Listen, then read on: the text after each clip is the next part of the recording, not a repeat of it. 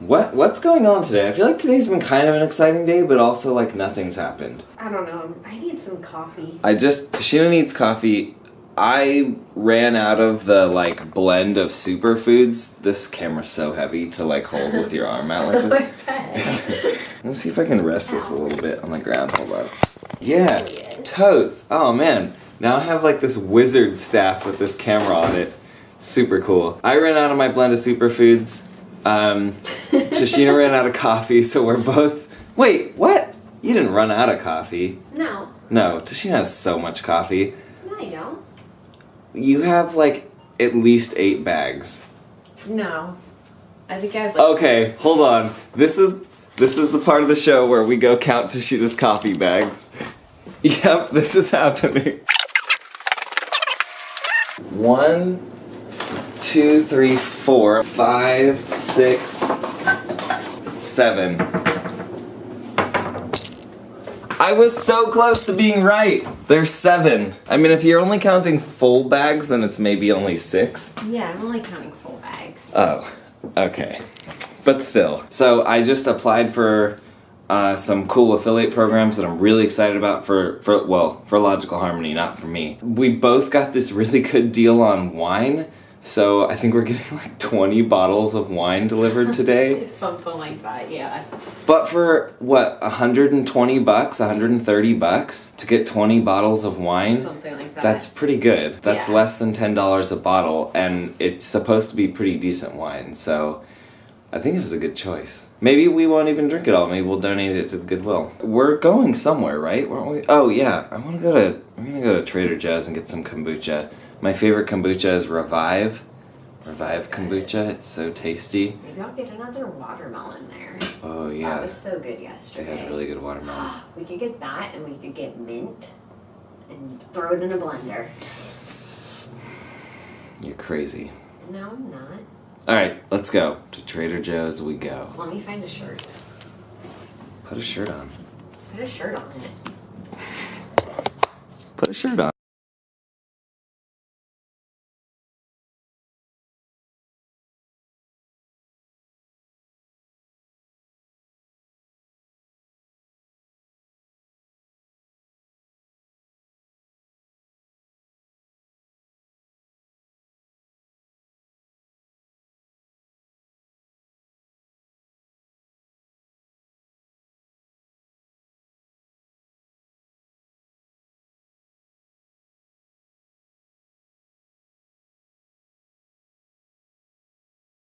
It's idea time again. I had 2 pretty great ideas so far today. I'm pretty happy with them. The first one, what was the first one? Oh, the first one was about makeup companies going into new markets. Tashina told me about this brand that someone in the UK, I think, whatever, it doesn't matter. Another country told them they finally found this brand in one of their local stores and that they end up getting a ton of stuff for free because the owner of the store said the products were not selling very well. And I was just thinking, okay, here's what I would do. If I were a makeup brand and I were going into a new market, especially a new country, the first thing I would do 1 or 2 months ahead of time is I would figure out all of the influencers in that space, in that country, and I would ship them like my entire line of product, or the vast majority of it, just a ton of stuff, like whatever they wanted. 2 months later, go into that country, maybe not even 2 months later, maybe a couple weeks later, maybe a day later after all these people post all this content, and you have these huge influencers talking about all your stuff. Like, that to me seems like the best marketing plan for going into a new market in today's world. Maybe I'm naive, but I don't think I am. Second idea.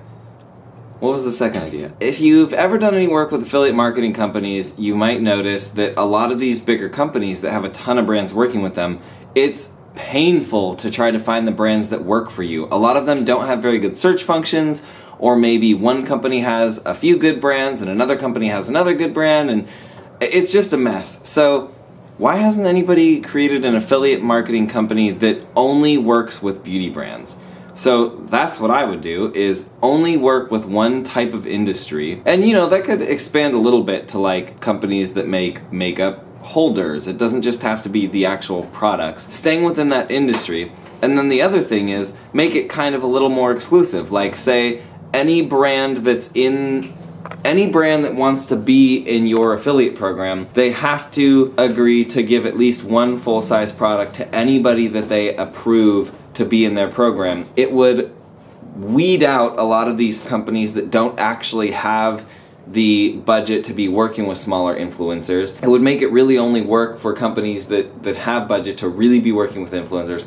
And it would also mean that they have to vet their influencers a lot better, because they would need to make sure that the influencer is actually worth their time and their money if they're going to be sending one of these influencers free product. That's why I think it would be a great idea, and it would be better for the influencer, because a lot of times we get pitched affiliate marketing programs from companies and we've never tried their products before. It's like, how can we possibly promote your product if we've never tried it? And then they don't want to send you free product to try. So you want us to advertise for your company with the hope that we might get a small percentage of a sale of a product that we've never used before? It's just, I don't know, it's weird, it's backward to me. It seems like everybody's trying to save a little bit of money here and there, and because of that, they're holding themselves back from making a ton of money down the line. I mean, that's why with Logical Harmony, we do so much stuff for a lot less money than I think that we could get. We work with brands and we do not make that much a lot of the time, and I think that, well, I know that a big part of the reason we do that is because we're building the relationship over time, and we want to actually develop, a good reputation with these brands before we start trying to get every tiny little dollar out of them, as where I think a lot of influencers, especially ones who don't really know what they're doing, they want a ton of money up front, and I think that those people are going to be screwed down the line.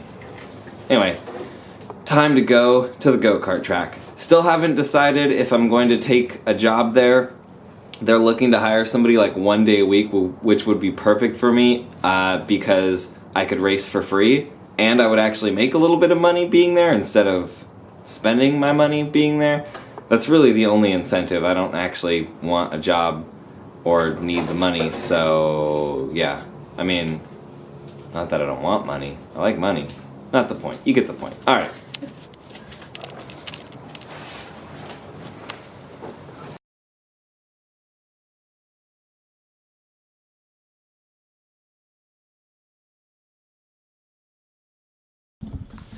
Hey guys, welcome back to my channel. I am Justin Mendez.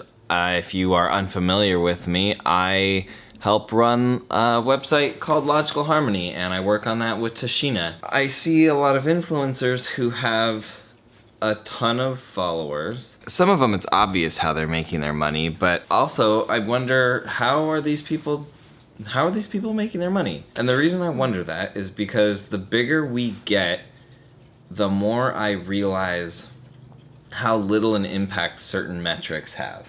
Yeah. I've always kind of known from the conversations you and I have had, certain things like follower count are basically completely irrelevant. I mean, people can buy followers. How many followers you have doesn't matter at all in regard to anything. Yeah, it's all about engagement. Is all of it about engagement? I think a lot of it, engagement and being a natural fit. And I think, too, you could have engagement in terms of, likes on Instagram, but it doesn't mean you generate sales either. I was reading an interesting article. I think I sent it to you, and it was talking about that. How, people who primarily post flat lays tend to be the lowest converting accounts for affiliate programs. Whereas the photos get a lot of Instagram likes and people who comment on it because it's a pretty photo, but they tend to have a lower return. Okay, so I have an opinion on why that is, but why do you think that is? I mean, I think it's because it's pretty to look at content, but it's not incentivizing you to do anything. It's not making it relatable. Yeah, I don't know if the incentivization, if that's a word, is part of the issue, but I would agree that it doesn't make the content relatable. People, who is creating a flat lay? As far as I'm concerned, a flat lay it's just a marketing asset for a brand, as where if it's the actual person, I mean, even if it's somebody just holding up a product, obviously it's better if they're like using it or something like that, but Yeah, it's two very different things. Like, yeah, you want your Instagram feed to be pretty, but at the same time you need that human element. And that's something that helps people relate, and then they start thinking about like to your point, like they're not going to do flat lays at home. That's not something normal people do with their product. So then therefore they cannot imagine. I mean, you do it. I do it, but I do it. I think normal people do flat lays at home. I mean, maybe. I guess where I was going though is that they're not imagining using the product from the flat lay. Like maybe they're thinking it has pretty packaging. Yeah, I mean, flat lays aren't particularly inspiring pieces of content. My argument was only that regular everyday people do them. I think because they are pretty. Yeah, because they're pretty. But it's not going to you're not going to see a foundation and a flat lay of 10 products and specifically think like, I need that foundation. Yeah, it's an interesting thing. So anyway, that's kind of what I've been thinking about lately is like, how are these people making their money? And what is the metric that matters? Yeah. You know what I'm saying? The article I was reading was basically saying accounts that primarily post those have less of like a selling rate, essentially. I am not surprised by that at all. Yeah. And that's kind of another thing, right? Like getting back into the conversation about engagement. Let's say all you do is post pictures of your butt. No, bear with me. Okay. Okay. All you do is post pictures of your butt, and then you promote like, I don't know, like a protein or something, right? Like a protein powder. Mm-hmm. I just wonder, like, how many of the people that are following your account are following you because of the pictures of your ass versus following you because they care about your fitness routine? Yeah. There's definitely something to be said of like, hey, I think this person is attractive and I would like to look like that person, so I want to know what they're doing. Yeah. I mean, that's all a makeup tutorial is, right? Like, yeah. That's the thought behind it. But thinking about accounts like Ashy Binds or Tone It Up, like that's a perfect example of what you're talking about. Yeah, that's a perfect example of what I'm talking about. I think that maybe, and I don't know if this is true, like I don't have any data to back this up, but I think for me where I see the difference is whether or not it's super, super sexualized. You know what I mean? Like, there are some people like Ashy Binds and the girls from Tone It Up, the women from Tone It Up, and there are pictures of them in their bikinis and stuff, but it's not super, super sexual. Yeah. And I think Ashy's pretty good about not doing that. And she's very protective, like in the Facebook group for specifically like the different challenges, they have admins that go through, like the one for the booty challenge. There's an admin that specifically goes through and kicks men out because there's so many that join just to be creepy and weird. Men ruin so many things. I don't mean to like complain about like being a man, like that's like I have it so hard. That's not at all what I mean by any stretch of the imagination. I just mean that it's different, that's all. Yeah, it is. It's totally different. Yeah. But yeah, I agree. Like talking about the fitness accounts, like, you know, maybe Ashy isn't the perfect example then because what she posts, like, it's not sexualized. It's like, I work out freaking hard and this is my body and I've had a kid. Like, that's what her content is about. What I'm wondering is the people who it is more sexualized. Like Khloe Kardashian? I don't know. I don't follow Khloe Kardashian on the internet. I really would not know what kind of content she posts. I have no idea. Sometimes you see it and you're like, oh, okay, this is a fitness account, but it's just pictures of your butt, which is cool. Like, well, I'm not like, post all the pictures of your butt you want. I don't care. That's not a judgment from like you shouldn't put your butt on the internet. Like, put your butt wherever you want. I'm just saying I wonder how the conversions are different, especially converting different products, right? Yeah. Like, maybe if you show your butt all the time and you're doing sponsored content with an underwear brand, then I don't know, maybe that's a good fit. But yeah, it is. It would be a good fit.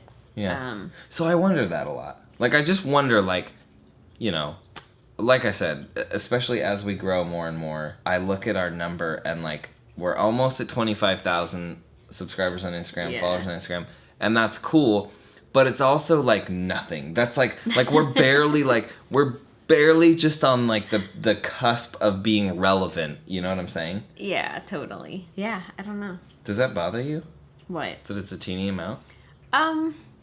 It doesn't bother me because I know I could invest more time in it and trying to grow it. It is kind of a bummer to work really hard and like I don't buy followers.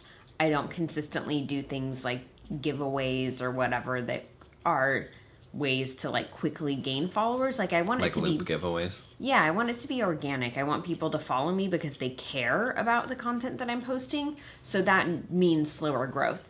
And sometimes it's frustrating when I see accounts that do like 5 loop giveaways in a week and gain 10,000 followers and then they're charging brands a bunch more. Like sometimes that's frustrating, but I also know it'll even out. If they're earning their followers through things like that, clearly the majority of them probably aren't actually going to be interested in the content. They're following because they want to win whatever. Yeah, it's an interesting line, right, between like doing a giveaway for your subscribers or doing a giveaway as a regular part of trying to grow your following. Yeah. Hold on, we have some comments on Instagram I want to read. And that's the thing is I want it to be genuine, and it's like even when I do like product flat lays, that's still an extension and representation of Logical Harmony and of me. I'm gonna turn some of these lights on. Okay. The sun's starting to So go down. like I don't want to post anything that's not authentic to me. And also I know if I don't care about it, like you guys aren't going to care about it either.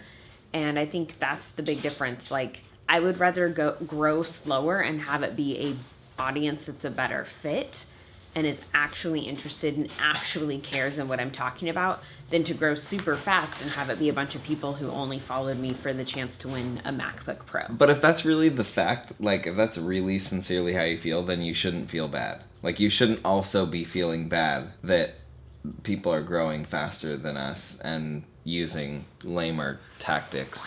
Yeah, I guess it's not necessarily that I feel bad. I guess part of it is like I wish we were growing faster just because it's been such a big time investment. That's kind of all I really had to say. I just thought that it was, or all I really want to talk about, I just thought that since we were going to have that conversation anyway, I figured it would be worth it to have it here and document it. Yeah. Yeah. Why not? Why not?